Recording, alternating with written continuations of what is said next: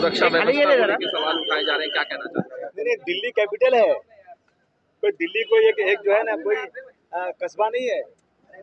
और दिल्ली के अंदर बिल्कुल, और उसके पास ये रेड फोर्ट लाल किले के पास ब्लास्ट होना, मैं समझता हूँ कहीं न कहीं सिक्योरिटी की चूक है, इंटेलिजेंस की चूक है। इतना बड़ा खर्चा, इतना बड़ा वो जो है निज़ाम हमारे मुल्क का है, उसके बाद भी ऐसी जगह पर ब्लास्ट हो जाए तो अफसोस की बात है। मुझे बहुत अफसोस है, उन परिवार के साथ हमारी पूरी सहानुभूति है।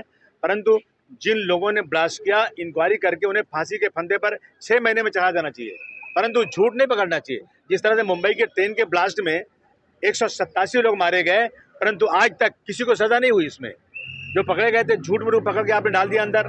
19 साल तक जेल में रहे वो लोग, फांसी के कोठरी में डाल दिया उनको। और हाई कोर्ट ने कहा कि इनका कोई लेना देना नहीं, इनको जबरदस्ती पकड़कर इनको जो है इतने साल जेल में रखा गया। ऐसा देश में नहीं होना चाहिए और किसी निर्दोष के साथ ऐसा न करो। अगर अपनी नाकामी को छुपाने के लिए किसी को पकड़ के जेल में डाल देना, मैं समझता हूँ ये बहुत बड़ा जो है बहुत बड़ी नाइंसाफी है, और जो है ये इनकी नाकामयाबी है, असफलता है डिपार्टमेंट की जो इस तरह करते हैं। और बहुत सही तरीके से इसकी इंक्वायरी होना चाहिए और उसको सजा मिलना चाहिए। लगता है कि ये बहुत बड़ा इंटेलिजेंस फेलियर भी है, बोला ना भाई। मैं तो कहूँगा फेलियर तो है ही है ना। अगर इस तरह से होगा, दिल्ली शहर के अंदर जहाँ प्राइम मिनिस्टर रहते हैं, जहाँ प्रेसिडेंट ऑफ इंडिया रहते हैं, पूरी सरकार वहाँ से चलती है, वहाँ पर दिल्ली के दिल के अंदर इस तरह का ब्लास्ट होना, मैं समझता हूँ फेलियर है, 100% फेलियर है। सर, फरीदाबाद में जो मॉड्यूल सामने आया है, उस मॉड्यूल के हिसाब से अमोनियम नाइट्रेट डॉक्टरों के पास मिला है और जो पढ़े लिखे लोग हैं अब इसमें पाए जा रहे हैं, जिसके बारे में चिंता जताई जा रही है। बहुत अफसोस की बात है कि देश में ये चीज़ें हो रही हैं। आतंकवाद को ख़त्म करना पड़ेगा, लेकिन एक बात सुनिए कि जुल्म और नाइंसाफ़ी की कोख से आतंकवाद पैदा होता है। जुल्म और नाइंसाफ़ी खत्म होना चाहिए, आतंकवाद खत्म होना चाहिए। सर, आपने सवाल उठाया कि बेगुनाहों को एक मिनट सर, आपने सवाल उठाया बेगुनाहों को पकड़ा जाता है और उनको सजा दी जाती है। आपके साथ भी इसी तरह से हुआ था, क्या कहना चाहेंगे? जी हाँ, मुझे पकड़ा गया था। मेरा कोई लेना देना नहीं था, मैं जानता भी नहीं था।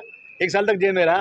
वो तो मेरे पास पैसे थे, मेरे घर वालों ने मेहनत किया, सुप्रीम कोर्ट में गए, भारतवर्ष के सबसे बड़े बड़े वकीलों को खड़ा किया, तो मैं 1 साल मुझे लगे अपनी बेगुनाही को साबित करने के लिए। मेरा केस चला नहीं था कि विटनेस कोई फेल हो गया हो, ऐसा कुछ हो गया। इन्होंने जिस बेस पे मुझे पकड़ा था वो कुछ था ही नहीं, बेसलेस बातें थी। और 19 साल तक 12 लोगों को जेल में रखा गया और 12 के 12 बेगुनाह थे, ये साबित हो गया।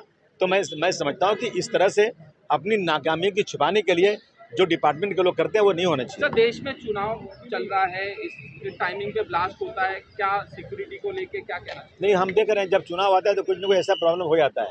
अब उसके वो क्यों होता है मैं नहीं बोलना चाहता हूँ, मैं इस पर कुछ उंगली नहीं उठाना चाहता हूँ, लेकिन चुनाव आता है तो ये चीज़ें क्यों होती हैं इसकी भी इंक्वायरी होना चाहिए। सरकार का प्लांटेड। अरे नहीं भाई, मैं ऐसा बोलूँगा तो मैं जेल भेज दोगे।